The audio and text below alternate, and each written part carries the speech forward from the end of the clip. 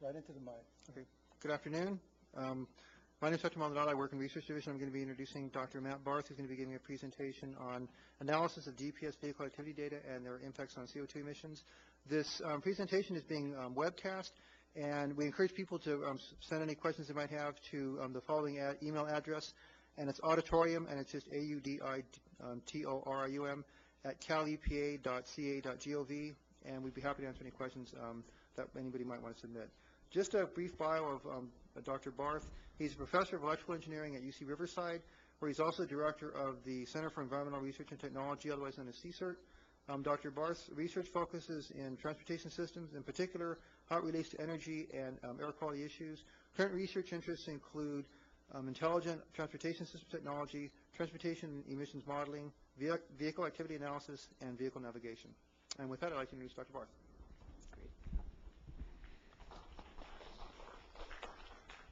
Thanks very much, Hector. Okay, well, I promised not to talk quite as fast as Hector does, so I'll go through and pace it out a little bit. But what I want to talk primarily about today are vehicle activity studies. And in particular, we did a study with the Air Resources Board about 6 months ago, and of course I'll talk about those results. But I also want to touch on some of the newer things that we've been doing in terms of vehicle activity and its relationship to CO2 emissions. Before we start, I'd like to acknowledge, of course, a lot of other people that have been involved in this research. Canuck is one of our other research engineers at CE-CERT. George Scora has been around for some time as a staff member, and a number of students that have come through and helped quite a bit with this type of research. Okay, second slide. So let's talk about vehicle activity. You know, if we look at building an emissions inventory, you really need three components. You need emission factors, right? You need to understand how much pollution comes out per unit of activity. You need to be able to measure that vehicle activity, and there's different ways of doing that. And then the third leg of this stool here is essentially fleet characterization. What type of vehicles do you have out there? And even small changes to the fleet can make a pretty big difference in terms of your overall inventory outcome. And I think historically we've always paid a lot of attention to the emission factors, right? We've developed driving cycles. We've done a lot of dynamometer tests. We're now doing a lot of portable emission measurement tests. And that's really helped us develop pretty decent emission factors, at least for light-duty vehicles, to a certain degree heavy-duty vehicles. But I think less attention has been paid to vehicle activity and even less attention to fleet characterization. So in terms of improving how we develop these emission inventories and also CO2 inventories and things like that, you really need to look at all three of those aspects. But really, let's focus in on vehicle activity. So, you know, the usual thing is you look at traffic, right? You have vehicles that make trips. They have a start. They travel for some distance. They stop, and then maybe later on they do another trip. And this is our typical standard transportation-based vehicle activity that we want to look at. But, you know, there's another way of creating emission inventories as well. You could do it fuel-based, right? So if you have an emission factor that's a factor or a function of how much fuel you burn, then your vehicle activity portion in this case would be, well, how much gallons of gasoline or diesel fuel are you going through? But typically it's done with transportation data. And so vehicle activity data typically consists of, you know, how many trips do you make? What is the amount of travel that's typically measured in what we call vehicle miles traveled or vehicle kilometers traveled? And then you're also, it's also important to understand how that activity is performed. Are you driving at a steady state speed? Are you doing a lot of stop and go activity? Your average speed makes a big difference. The acceleration and deceleration rates make a big difference. So that's the type of thing we want to measure and then relate it back to how does that affect the emissions that come out of the tailpipe. So, you know, early on we looked at vehicle activity and we could get data from just real straightforward things like counting traffic, you know, all the way from having tube counters that go across roads and figuring out how many vehicles go by in a certain amount of time. And then we started looking at speed to a certain degree, see how much traffic flow is going at what speed.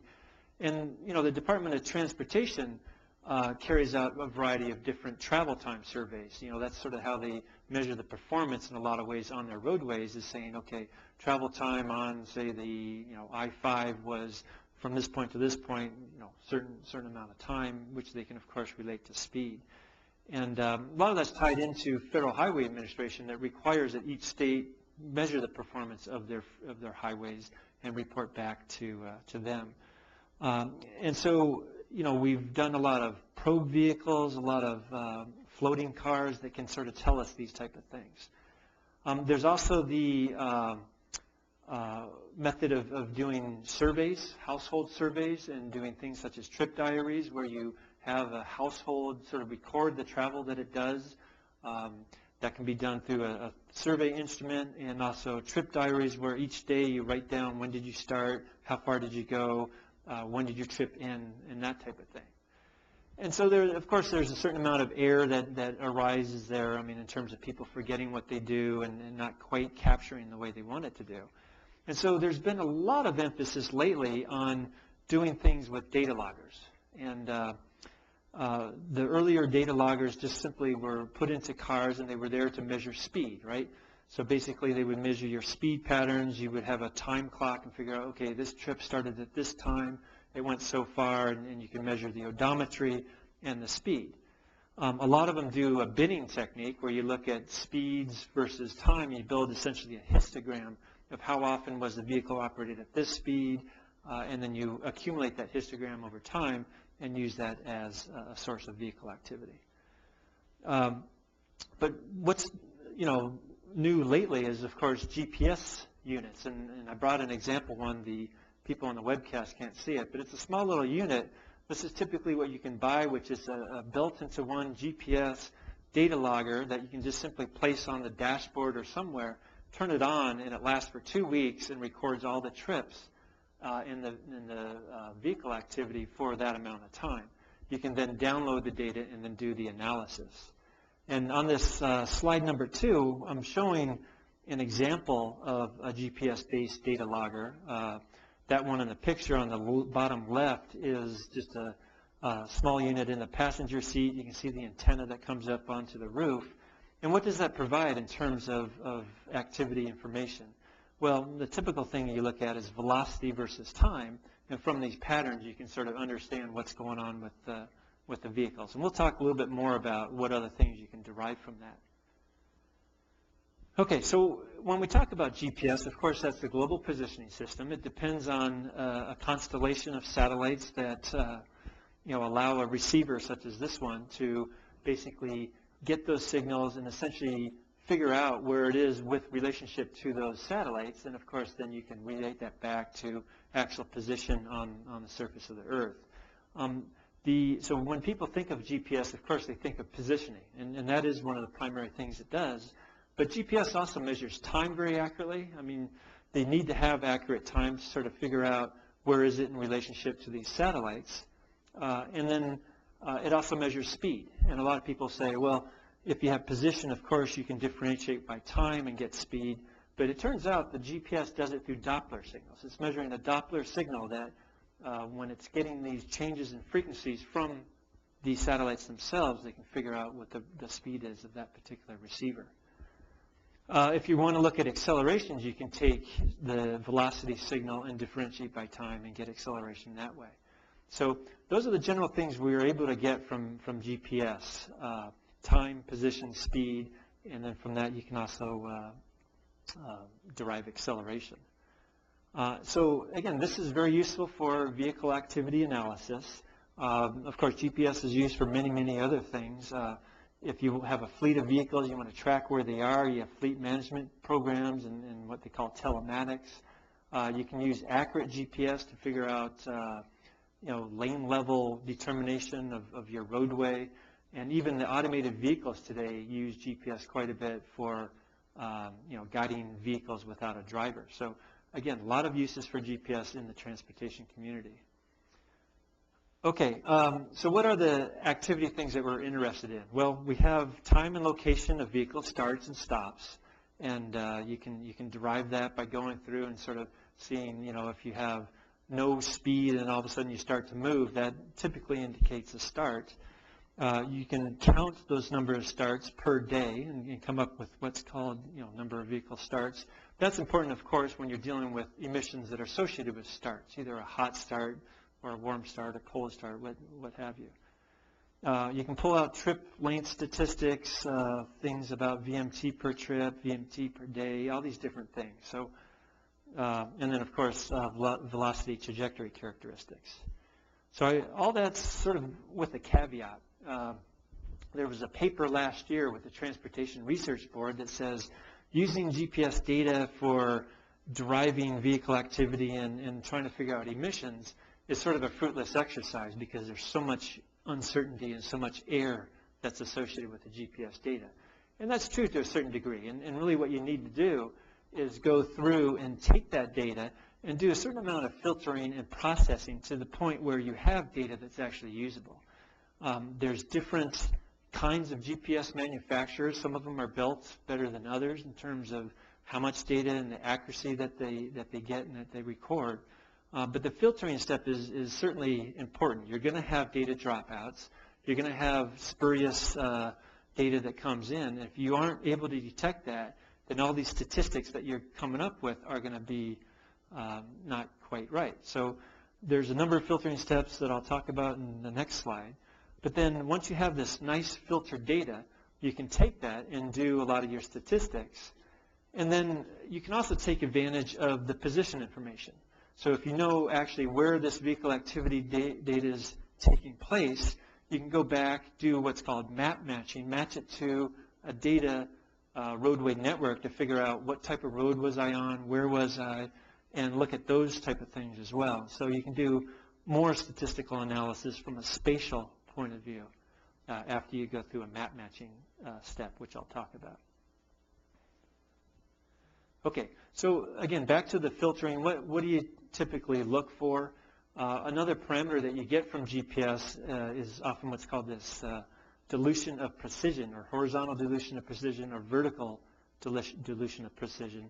And really what it is, it's a measurement of how accurate is your GPS measurement. And the newer GPSs also record that as a parameter. So you can just simply threshold that. Say, hey, if my dilution of precision is above the line, then of course I'll keep it. But if it's below, then I'm going to throw out that data. It wasn't very accurate data. And that's also going to include dropouts and different things like that. Other things you do, you have the time base that's based on Greenwich Mean Time that you want to convert to your local time.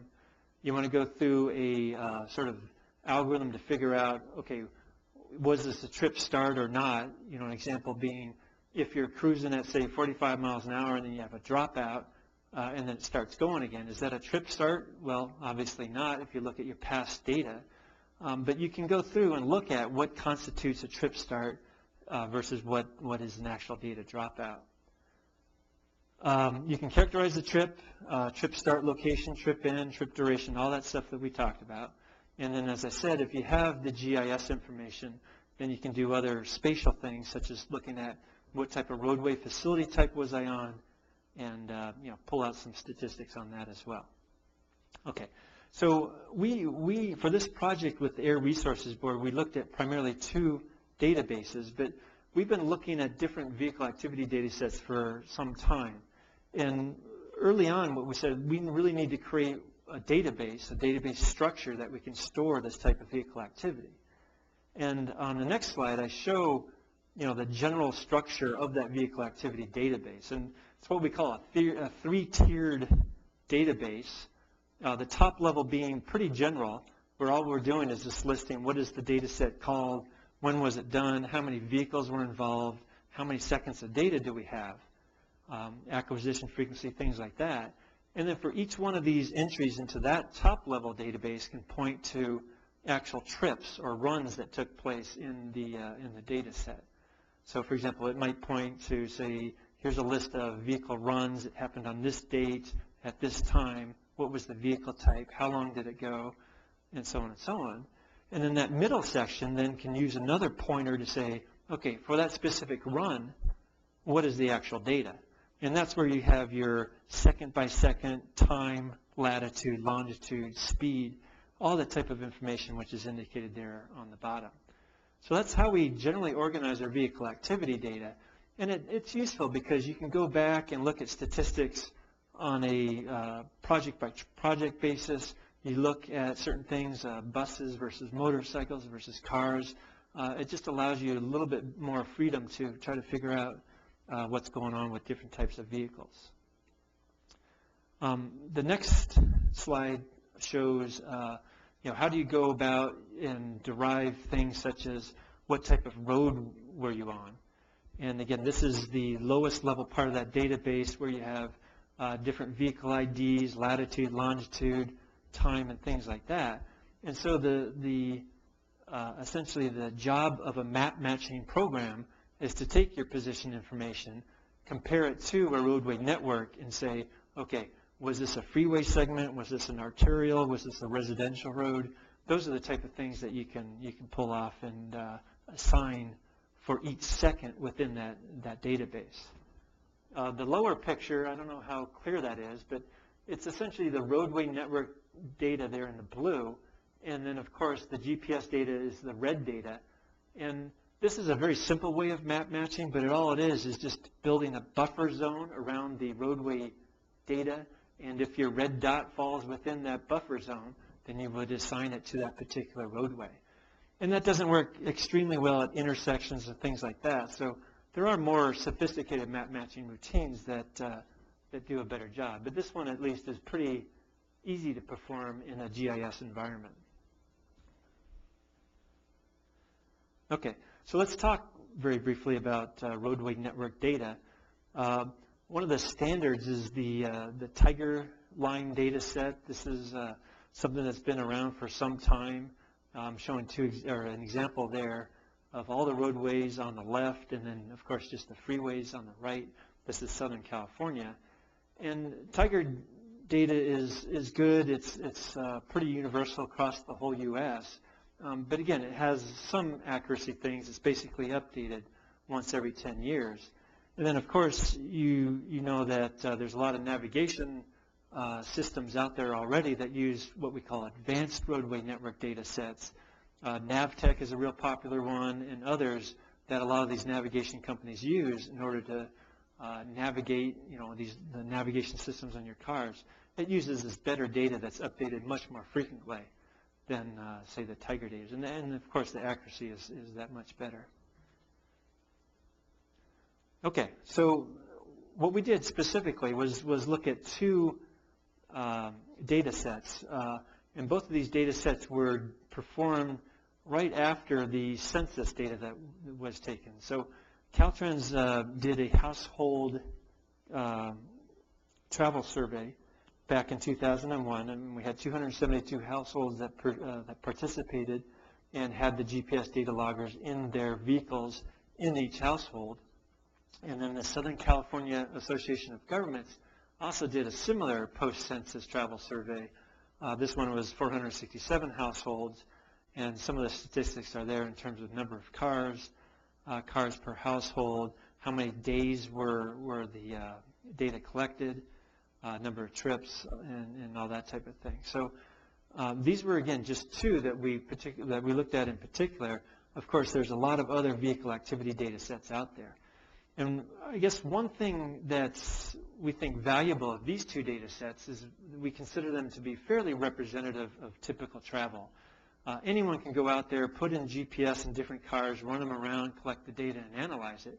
But what's nice about these is both Caltrans and SCAG put a lot of attention and was very careful about going and choosing a representative set of households in order to do this study. So if you just randomly choose your friends and things like that, you're not going to get a true representation. But if you're careful about spatially looking at different areas, looking at different, demographics of where you're doing this, you can get what we call more of a representative sample of what's going on. And we consider these two to be fairly representative compared to other data sets.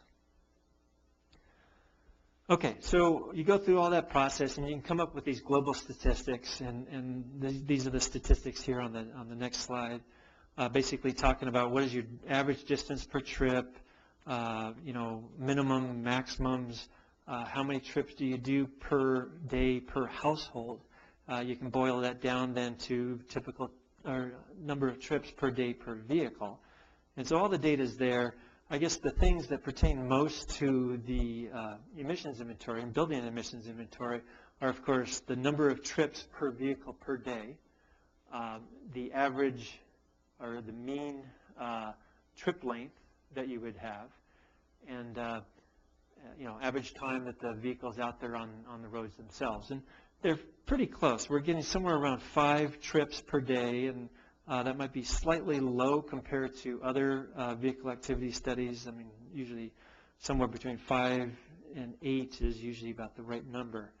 But then the trip distances, you can see that's pretty typical. The maximum distances, you can see that some people actually drove 134 miles, 146, and maybe that's just a particular unusual trip that they did at any one time.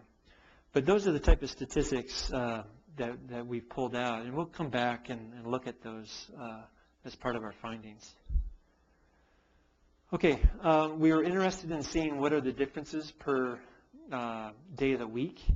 I think many of us are familiar with the weekday, weekend phenomena of emissions, where we typically get higher emissions during the weekends, and trying to figure out the reasons for that. For this particular study, we saw pretty good uniformity between Monday through Fridays. And then in this case, we're showing that the VMT of these households was actually less. And I think there's a bias here too, because the Caltrans data, I think, purposely did not instrument a lot of vehicles over weekends. And so that's why we see a pretty big drop there. But I've seen other vehicle activity studies that, of course, show a greater number of trips on weekends compared to the weekdays. So these data sets, again, weren't set up specifically to build an emissions inventory. We're taking what we essentially could get, and based on that data, this is what we've seen. And again, these are strictly light-duty vehicles. And I should say, I guess I didn't mention, SCAG data is primarily in the Southern California area. And the Caltrans data, there was 2 areas, one in Northern California, the Bay Area, and again, one in Southern California. And we were able later to split the Northern versus Southern and look at statistical difference between those, which I'll talk about. Trip distance analysis, we basically binned it by different distances, a 0 to 10 mile trips, 10 to 20, 20 to 30, and so on. And you can see the majority of all the trips that do take place are typically less than 10 miles, right? That's a key on to key off. And maybe that's, someone going down to the store or doing different things. And so even if you have a trip where you're trip chaining, going from one place, stopping, going to the next place, stopping, each one of those is a trip segment, which then is considered to be, in that 0 to 10 bin that we see there. Trip duration, as you would expect to be pretty similar, 0 to 10 minutes dominates, 10 to 20, 20 to 30, and it sort of drops off from there. But that sort of follows the same thing as trip distance. And then the diurnal pattern of trip starts and trip ends. The blue is the trip starts, the sort of maroon is the trip ends. And, for households that have typical commute patterns, you would expect to see, okay, let's have a peak in the morning when you're commuting to work, and then less activity during the middle of the day, and then a PM peak. And I think what happens typically is you get more and more vehicles into a city in an area, you sort of smooth that out. You smooth out the dual bimodal commute pattern into more of a larger peak that you see here, where a lot of the trips are happening in the early afternoon and then dropping down from there. So we're looking here, and I believe this is a combined Southern and Northern California. So that's what we're looking at, and that's what you would expect to see. Soak time analysis.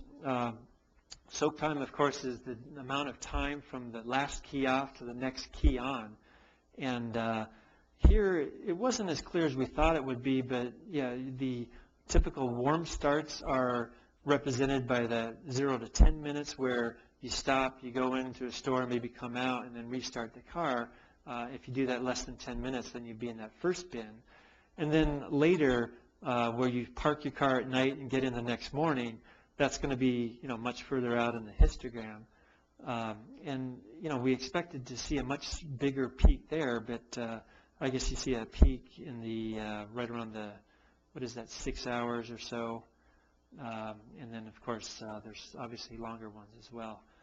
But again, the unusual thing there is that we would expect to see much sharper peaks than we actually did from looking at the data. Spatially, these are just obviously Southern California locations where trips started. You can sort of see from the SCAG data here that it is pretty well spread out throughout the basin in terms of population densities and things like that. So, okay, and then we wanted to look at specific roadway types.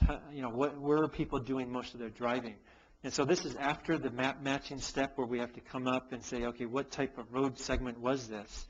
And we ended up using the A1 through A7 definition that's found as part of the Tiger Line files, where A1, I believe A2 and A7 are highway, and then A3 and A4 and A6 are surface streets.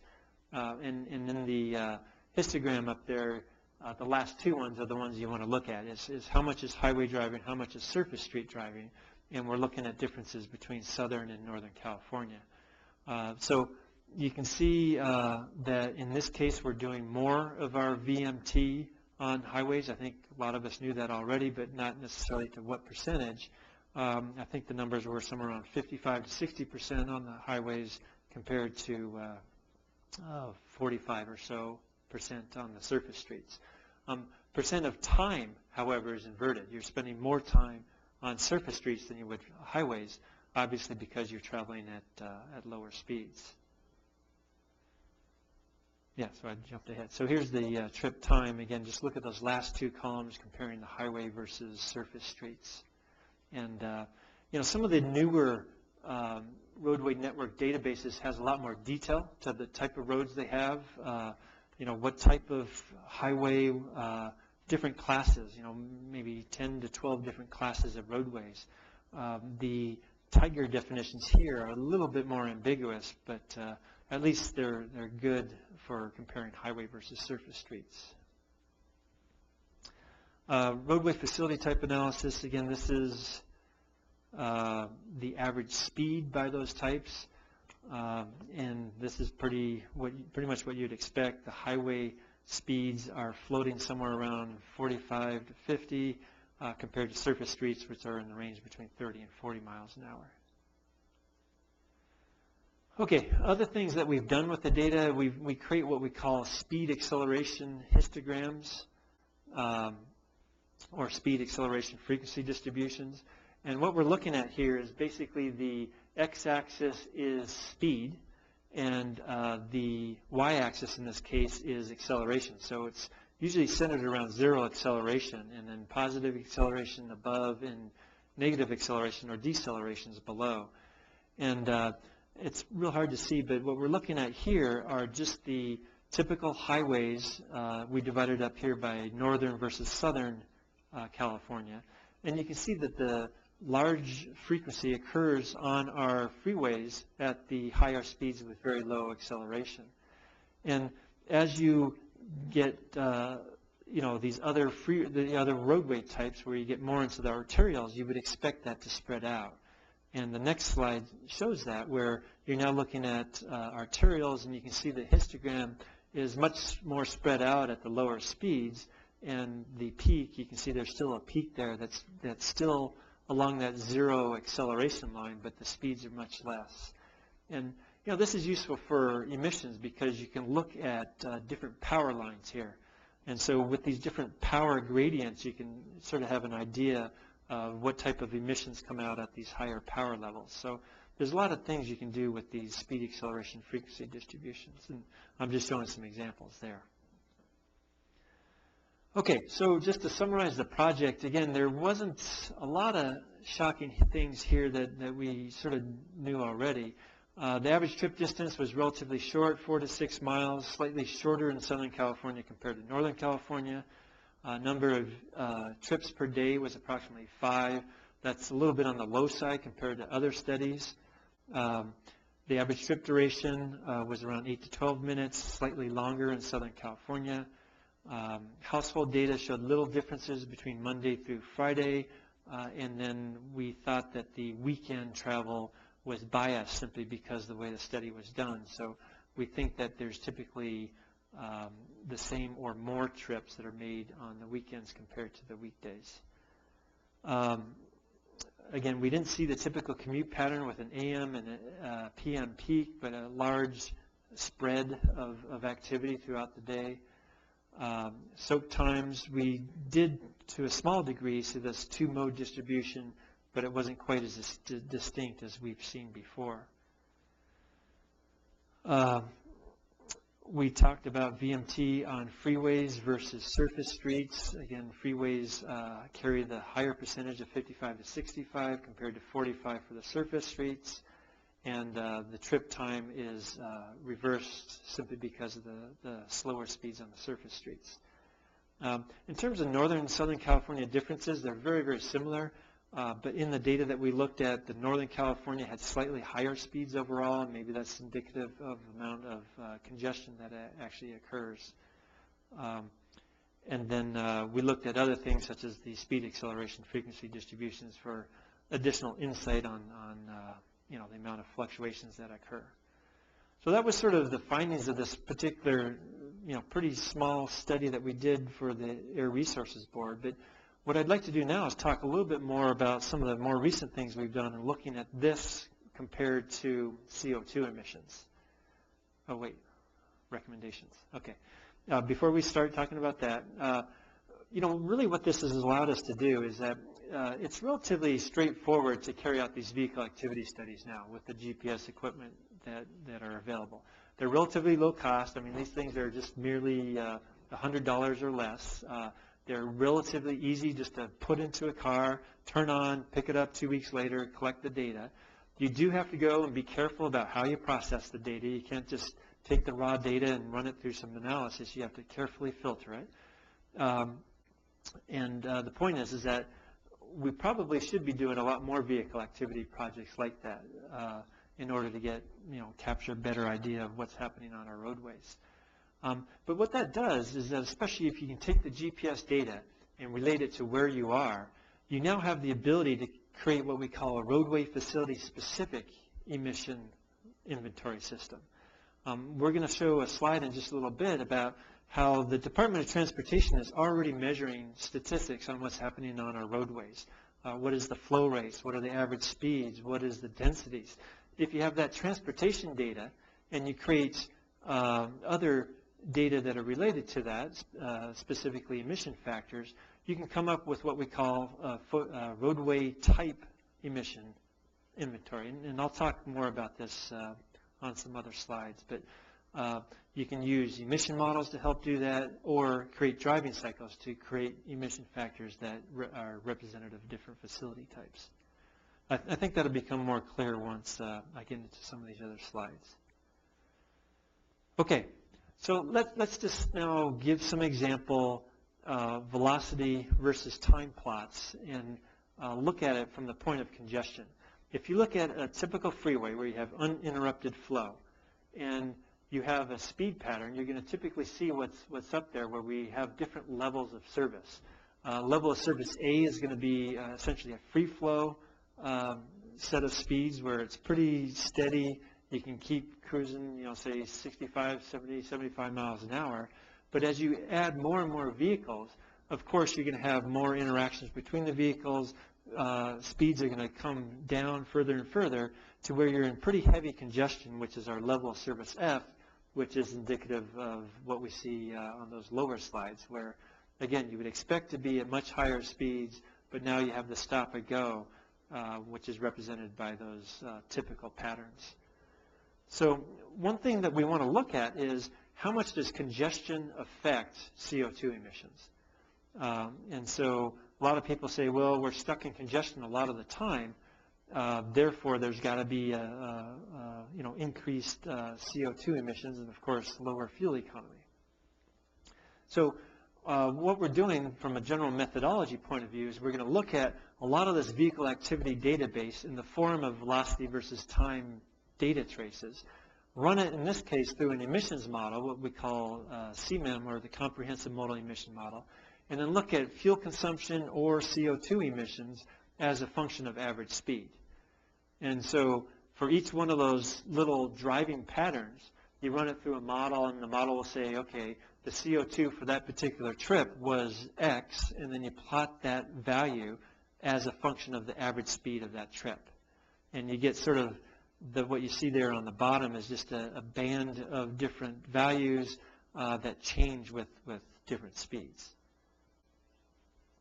Real quick background on this modal emissions model. This is a model that we developed just close to 12 years ago and have been updating it and maintaining it since then. It's a model that essentially predicts second-by-second values of pollutant emissions. It also predicts CO2 emissions and fuel economy, but it's a physical-based model that's calibrated. The parameters are calibrated specifically for different vehicle types. The list of vehicles on the right, again, it's a little bit hard to see, but it's different vehicle technology types. You have non-catalytic converter vehicles. You have your Tier 0 certified vehicles, Tier 1 certified. You have your LEVs, ULEVs, PZEVs, all those things. We've taken vehicles, we've measured the emissions very carefully, and we're able to calibrate the model for that particular vehicle type. There's also trucks in there. We've done heavy-duty truck measurements and built heavy-duty truck emission models. And we also look at vehicles that are high emitting, essentially that there's a problem with them. They either run rich or they're misfiring. We also have characterized a number of those type of vehicles. So if you have an idea that X% of your fleet is a high emitter, you can also build that into your model. But the general gist of it is, if you have a velocity versus time trace, you can put it through a model such as this and get something like fuel consumption or CO, hydrocarbons, NOx, CO2, and even PM now, where we've done some PM measurements. Okay, how good is the model? Well, just for CO2, it's actually pretty good. I mean, we do these validation exercises quite a bit where we look at what is the measured versus what is the modeled in terms of the outputs. And what we're showing here is just fuel consumption and then tailpipe CO2.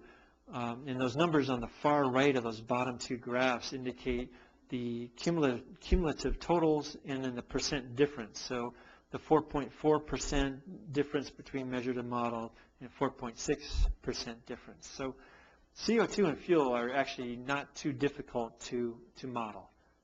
It's based on power, it's based on things like that. When you look at CO2 or CO, hydrocarbons, and NOx, those of course are a lot harder to predict, and PM's even harder still. Those are probably in the range of 5, 10, 15% difference between what you measure and what you can actually model. Okay, so now let's go back and let's take that entire SCAG database of all these vehicle trips that have been measured throughout all of Southern California and run it through the emissions model and say, well, what is the distribution of CO2 for all those different trips? And this is calibrated for one particular vehicle. It's actually a composite vehicle that represents a typical light-duty vehicle on the roads today. And you can see, the main thing to see about this plot is the wide distribution of CO2, what you get, you know, and of course it's normalized by distance, so this is grams per mile. And so you have a center mode there that says this is your typical mean CO2 emissions, and every time I say CO2 emissions, you can also hear fuel economy. So your miles per gallon is going to have a dominant peak there. But, you know, when you drive more aggressively or less aggressively, you're going to get this pretty widespread set of values depending on your trip and how you drive it. So that's one lesson is, you know, all these mile per gallon ratings of the cars, those are for typically one type of vehicle pattern. But if you take a representative database of patterns, it's quite wide. It's pretty much all over the place. Okay, so now what we want to do is we want to look at real-time traffic data, and people have probably seen this before. It's just, you know, the embedded loop sensors in the roadway that tell you things such as what is the average speed of traffic. It also tells you flow rates, densities, things like that. And it helps people avoid, you know, congestion. They can sort of look at this before they take a trip and plan their trip accordingly. And, you know, this is obviously Southern California, but this is becoming more and more prevalent in any major location throughout the United States. So these are updated every 5 minutes. There's also 30-second data that can be used as well. But this is very useful for a number of things.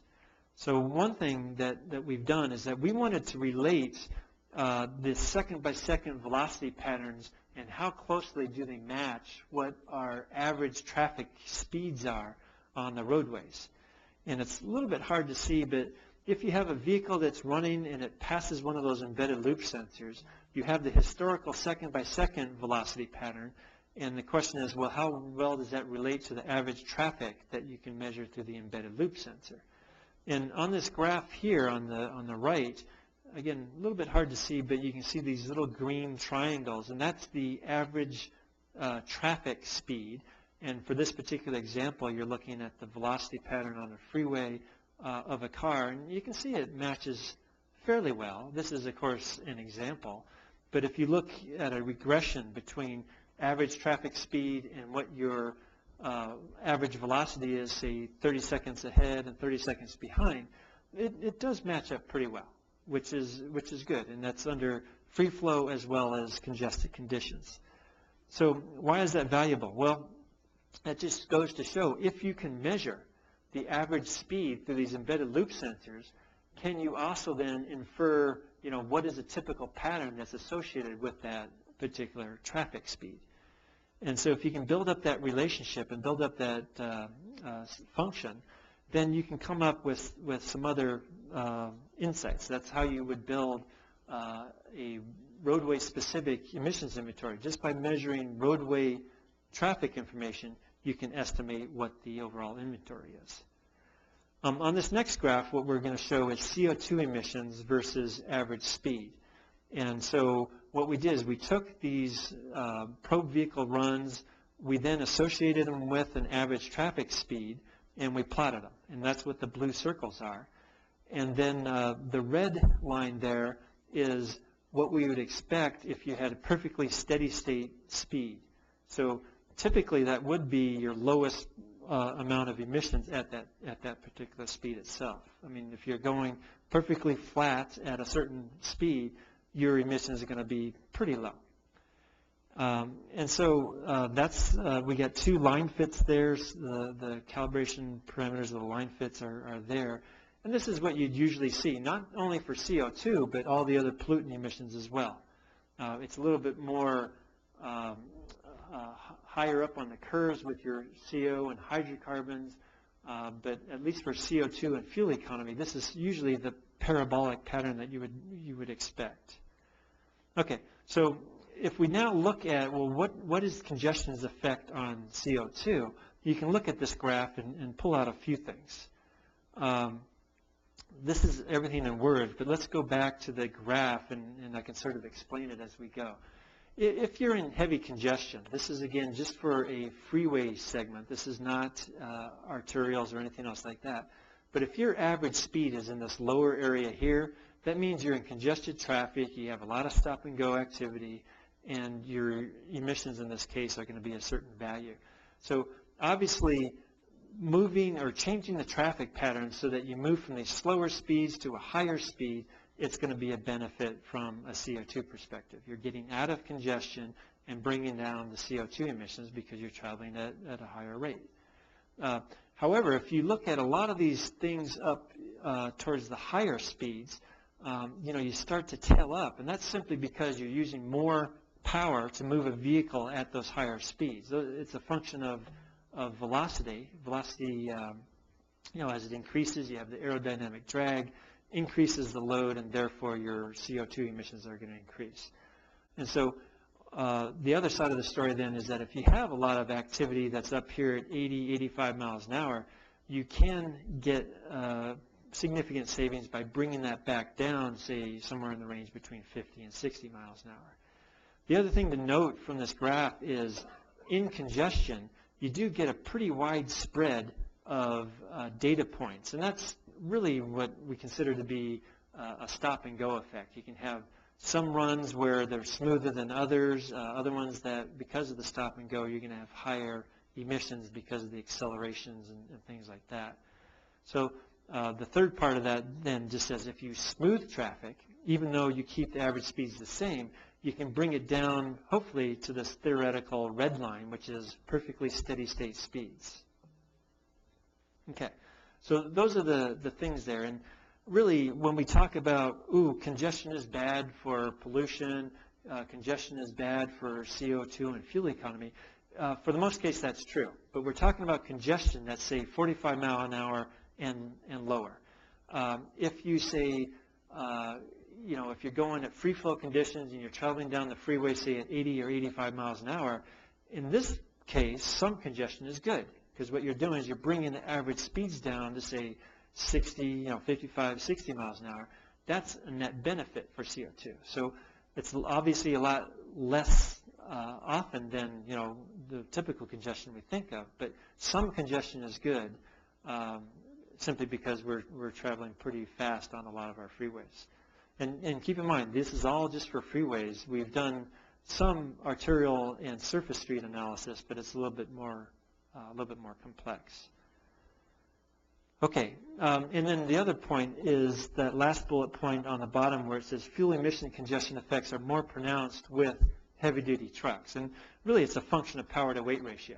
The lower the power-to-weight ratio it is, the higher values, the more pronounced values you have on the low end and the high end of those speed graphs for all the pollutant emissions and CO2 and fuel economy. So if you're a truck, you're going to have much more effects at the higher speeds and the lower speeds. Okay, so this graph here, again, we're showing those two lines again, the blue and the red dashed line. And then we ask ourselves, okay, if we know we want to reduce congestion and increase the speeds, that's what we refer to as congestion mitigation strategy. We're basically taking traffic, maybe we're limiting the demand, maybe we're adding capacity, but in any case, traffic speeds are going faster, and as a whole, the CO2 emissions in this case are less. And of course, we got to look at effects such as induced demand. If you add capacity, more cars will travel, and therefore you're increasing the amount of pollution. That's certainly true. But if you just normalize it per vehicle, you would get a benefit if you increase the speed from the slower to something around 40 to 45. The purple there on the right, speed management techniques, that's essentially taking it down from these higher 80, 85 miles an hour to something more reasonable, such as 60 to 65. You can do that through enforcement. You can do that through other techniques, such as what we call intelligent speed adaptation, basically limiting the car what the top speed should be under a particular condition. And you know, limiting speeds, of course, is a very touchy political subject, so we won't talk about that in too much detail, but it's a potential area of CO2 savings. The third thing there in green is traffic flow smoothing, right? If you get rid of the stop-and-go effect while still maintaining the average speeds, you can bring it down from that blue line, hopefully down to that red line. And based on all this analysis, we think if you do all three of these things might be a 5 to 10% effect, but if you do all three, you're getting somewhere, you know, a 20 to 30% effect, depending on how you add it together.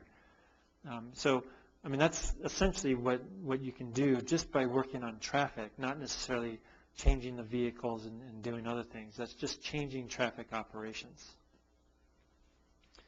Some of these other graphs just sort of emphasize essentially what I just said. I mean, if you have speed changes from these average speeds by 10 miles an hour or 5 miles an hour, those are the percent savings that you can gain. And then if you do the smoothing, this is just simply the difference between stop and go activity on the freeway compared to a steady state flow, again, at the same speed. So you can get most of that smoothing effect between 5 and 35 miles an hour. Okay, one thing we wanted to do is look at traffic on our freeways and actually see how well is it performing and try to quantify what is the CO2 that is associated with the congestion that we typically get. And so we chose just an example here. We're going to try to do a more comprehensive analysis later on, but this is just one roadway traveling in from the Riverside area to Los Angeles along State Route 60. Actually, the other way around, going from LA coming out to Riverside on the, I think this was a afternoon or something. But what we're showing here is just speed as the y-axis. We have time and distance on the other ones. And the plot that you see here, when you're looking at that yellow, that's pretty relatively free flow conditions where traffic's moving 60, 70 miles an hour. And then you're going to hit a afternoon congested situation where speeds drop down. That's the purple color that you see there. And as you measure that as a function of distance, you can sort of see a valley. And there's a lot of these time distance diagrams that we look at and say, okay, that's a good indication of congestion. But really, if you look at that statistics then of that same freeway segment over a long period of time, this is several, well, actually it's the month of June of 2007. So during that time, you can see the distribution of speeds, right? So the orangish red on the bottom is your congested speeds. You have the middle speeds there in the yellow, and then the higher speeds there in green. And that's the overall distribution. And the argument is, okay, if you can somehow alleviate that congestion, again, traffic demand management or some other techniques, and raise that distribution upwards to, say, 55, 60, that's potentially a 7% CO2 savings. Now, if you look at the same segment for average of the month of June during a late night hour, free flow conditions essentially, you see the distribution there on the bottom right. And now you're seeing, you know, the peak is right around 70 miles an hour, but there's a lot more that's faster than that. You know, 33% of the travel is going 75 miles an hour or faster. And if you had a method where you could reduce those speeds from those high values down to 60, that's an 8% CO2 savings. And again, this is just specifically for that, that freeway that we've looked at for the month of June 2007. Coincidentally, if you look at all the freeways in District 7 of Caltrans, essentially most of LA, and look at the speed distribution for a full 24 hours for the month of June, it looks like what you see there on the left. And you can see, though, even though we complain a lot about congestion, the majority of the VMT is traveling at, you know, 55, 60, 70 miles an hour. It's really where the congestion occurs during severe peaks, but it's not spread out entirely throughout the whole day. And of course, there's many, many other cities worldwide that experience much, much worse congestion than what we deal with. And it's probably very similar for Northern California. We just haven't looked at those numbers. Okay, so sort of to summarize this, traffic congestion can have a significant impact on CO2. You know, the major areas that people are trying to improve are, let's make our automobiles more efficient, higher miles per gallon, you know, less weight, better materials, more efficiency to the powertrain. That's certainly one way. Another way is alternative fuels. Let's use carbon-free fuels and other methods to get there. But we always say that, you know, if you improve traffic operations, you can still get a pretty good benefit. We went through the three things: the congestion mitigation, speed management, and smoothing techniques. Each one of those can be in the range of 5, in this case 12%. If you add them all up, it can be, we think, a pretty significant impact. So this is stuff that we just started looking at, and we're doing a much more comprehensive analysis of the data, but this is sort of the first blush in terms of what we're seeing in terms of potential CO2 savings with respect to traffic congestion. So with that, I'll be happy to answer any questions that anyone has. Yes? Under congestion mitigation strategies, Could you repeat the question? under congestion mitigation strategies, plant metering has been somewhat unclear because there are such hard accelerations on leaving a controlled light.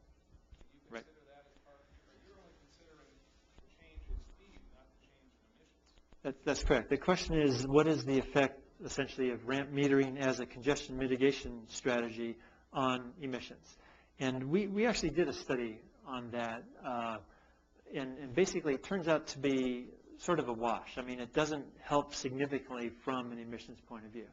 There's three things that are going on. One is your mainline speeds of traffic coming down, and of course you're improving that, you're maintaining speeds there, but you do get some of these accelerations from, your red light that turns green, you quickly get up to speed and join the other traffic.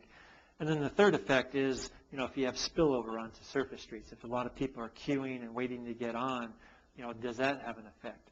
We went through and looked at that for a number of different cases, and it turns out that the pluses and minuses sort of wash out. So from an emissions point of view, it doesn't change very much. But certainly from a flow rate on the freeways themselves, there is obviously a benefit.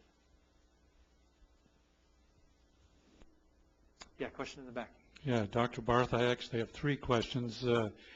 Did you work with Caltrans and SCAG to do the surveys? How are people selected for these surveys, and what's the distribution of vehicle type?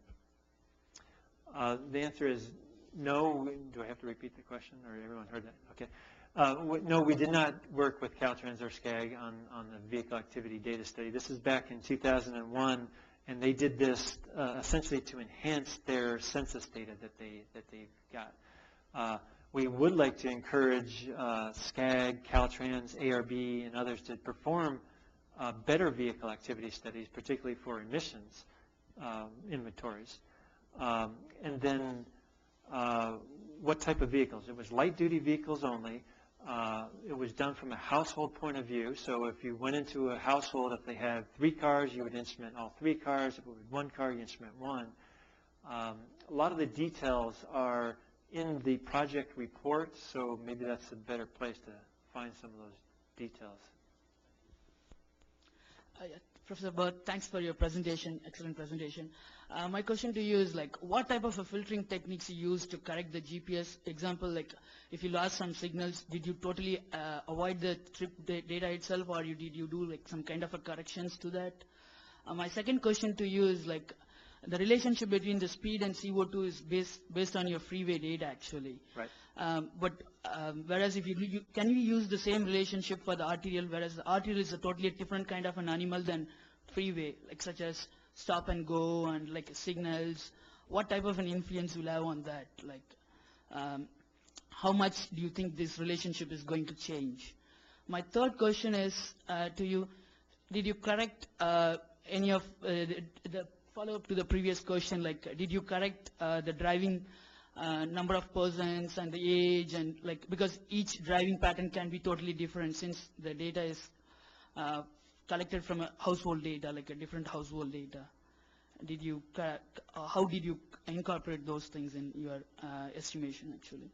Okay, so to answer the first question, what type of data filtering? So again, all the details are in the report, but I'll sort of summarize them here.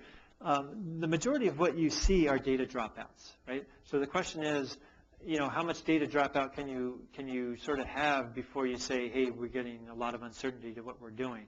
And so if you have, for example, a pattern, a velocity pattern, and all of a sudden it drops out for a couple seconds, it comes back up to roughly the same thing, there you can do data filling.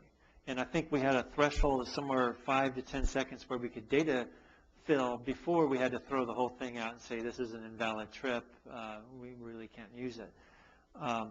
But you don't want to do smoothing, because if you're trying to derive accelerations, you're making those accelerations much less by doing smoothing. So it's a set of routines that have been developed over time in terms of how to take that data, do data filling, marking some data sets valid and throwing out other ones that you can't really recover. So if you want more details, it's in the report. The second question was arterials versus highways, and are we going to get the same type of answers? I think we're going to get different answers.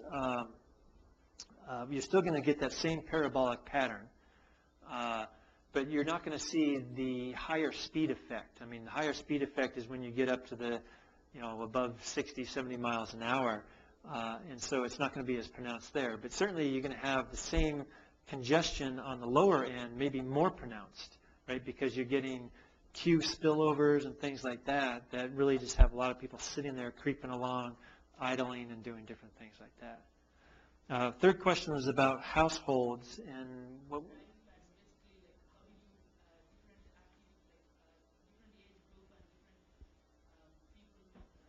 So, right. Okay, so the question is, did we look at specific differences in age of the people or age of the vehicles? Age of the people as well as the vehicles. Age of the vehicle, of course, we will capture in your emission model. Right. As well as the age of the people. Okay, so yeah, the answer is we didn't look at those type of details. Basically, I don't think the actual projects recorded the driver types, the driver's ages, and things like that. I do remember that the vehicle model years were recorded, and we compared the vehicle model year distribution to the typical vehicle registration database of that year, and they tended to match pretty well. So it wasn't choosing vehicles that were really old or really new. It was pretty well distributed to match what was done in the registration database. Okay. Okay. The first question is, do you have emission factors for the Prius, and do increased CO2 emissions you've outlined here from congestion disappear for the Prius? And then what is the percent total roadway emissions you study here would you classify as coming from congestion? So the first one, we actually do have some emission factors for the Prius, and the answer is that at the higher speeds, we do see the same type of increase of CO2 emissions at the higher speeds, but it's very different at the lower end. That's when you get the differences in the strategies of the hybrid electric vehicle about when it's using the electric power versus the gasoline powered or both. In those lower speeds, that's really where you're getting most of your benefit from the Prius. And so your CO2 emissions are significantly less than what I showed there. And then we can always talk by email to be more specific about that.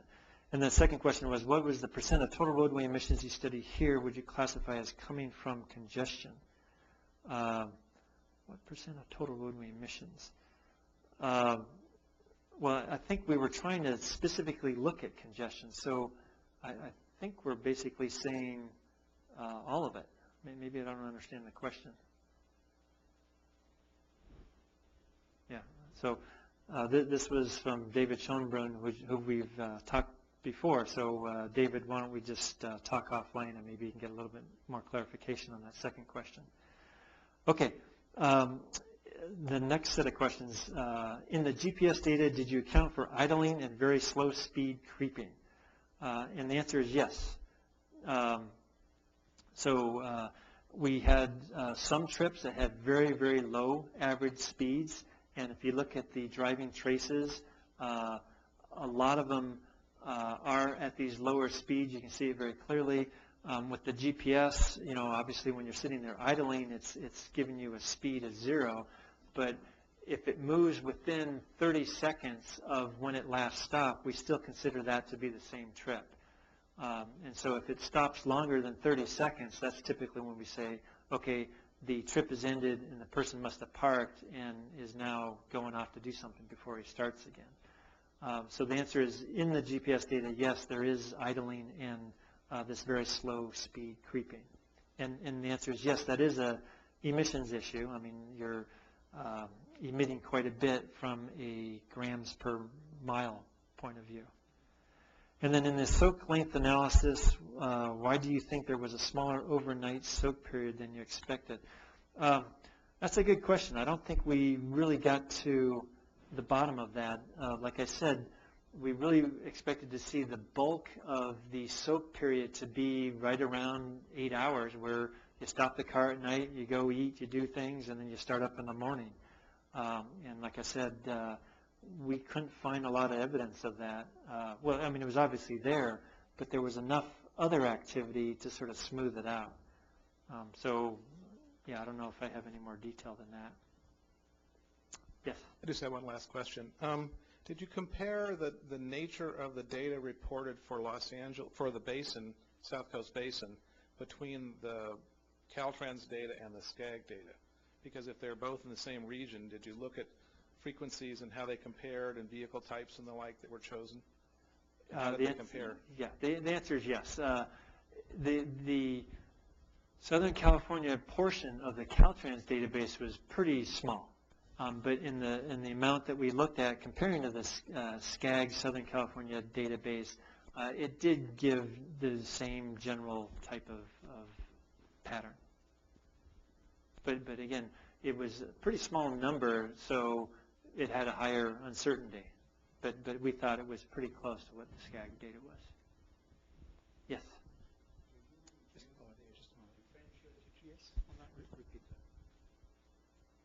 Do you use the differential GPS on that? That's another very good question. So most of the GPS receivers you get today are what they call WAS enabled, or Wide Area Augmentation System enabled differential GPS, which improves your positioning. It doesn't improve your velocity. So velocity isn't severely affected by the uncertainty in the atmosphere and all that. Again, it's based on a Doppler signal, which isn't affected by that. So your velocity patterns don't change whether you have GPS or differential GPS. But if you want accurate positions when you're doing map matching and things like that, then certainly differential does help. And like I said, most of the typical receivers you buy today have this WAS-enabled differential, which is down to about 2-3 meters. Yeah. Second question is, is it not interesting to plot the CO also in that same pattern? Mm-hmm. It is. We have a lot of those graphs too. But this analysis was primarily looking at CO2. But if you're interested, I can show you CO, hydrocarbons, NOx, all these different patterns by speed. Hi, I'd like to just comment that grams per mile is a terrible emission rate to look at. For one thing, it has to go to infinity at 0. Second thing is if you change speeds, your miles go way down, and you don't assume that if you're looking at grams per mile rates. So I would encourage you to look much more heavily at grams per hour, vehicle hours of travel rates, and that ends up being much better behaved. Looking at your operations graph, you kind of explained the behavior of those curves at low speeds in terms of stop and go and congestion and so on. But the same pattern holds for the red curve there, where you've assumed there is no congestion or stop and go. And what you're really showing is that the amount of time per mile goes up very fast as you approach idle. And I see actually on that graph as well, you're making the mistake of having the curves meet the vertical axis. Right. It goes to infinity. Yeah. You're absolutely right. When you're down to completely congested, no one's moving, this whole thing fails. Right? It's just simply because, well, you said it. Basically, if you normalize by distance and you're not traveling any distance, then it should be infinite emissions. You can see that all the data points are starting, a couple miles per hour. And I agree with your comment about grams per mile versus grams per time. You can go back and forth between them. It's really, if you have most of your emissions at these higher speeds, either one is okay. Where you really fall into a problem is when you have a lot of congestion, when you're looking at the you know, Shanghai, China's, and these other cities that are severely impacted, there it does make a lot more sense to do a grams per hour versus grams per mile. Yeah, we'll see. Yes. Yes, first of all, I have a comment about the soak time distribution. Like what you are seeing, that there is no high peak at like 6 hour and 12 hour after the engine off. The very much similar soak time pattern I've seen from the Atlanta commuter study. The reason what I'm thinking, because in the city life is much more complex than real life. The people who are started working from the early in the morning and middle of the day and go to the other night shift, something like that. So it was, in the Atlanta study revealed that they had a very similar soak time distribution of what you have. Obviously, because your data is collected in LA and Bay Area, so big cities. So I have a question about the travel distance. It seems like it shows the 4 or 6 miles in average travel distance. Seems like it is very much shorter than what I know. Is it because of the sampling buyers, or you have not collected the drivers or vehicles representing that region, or? We think there could be bias, right? I mean, if you're starting to throw out a lot of data sets because of long dropouts in the GPS in this case, that would bias it to be a shorter trip. But we were fairly comfortable with that data in saying that the average trip distances were that short on, you know, as a mean, right? I mean, well, it's not a mean, right, because it's coming off of a curve that looks like this. So we were fairly comfortable with that trip distance. Have you seen other typical averages like Atlanta? I can't remember on top of my head, but it was longer than 15 miles per trip. The mean was greater than 15 miles per trip. 15 miles per trip, but I can't remember. But probably it's not accurate, but based on what I remember is around the 15 miles per trip. So I just kind of surprised the travel distance is like less than 10 miles in LA area. Okay. But maybe that is true, but maybe we can talk to Randy about that. Well, let me offer a solution to that one. You're probably thinking 15 minutes per trip rather than miles. That's about right. And trips really are very short, typically. It's only the commute trips that get up to any kind of substantial distance.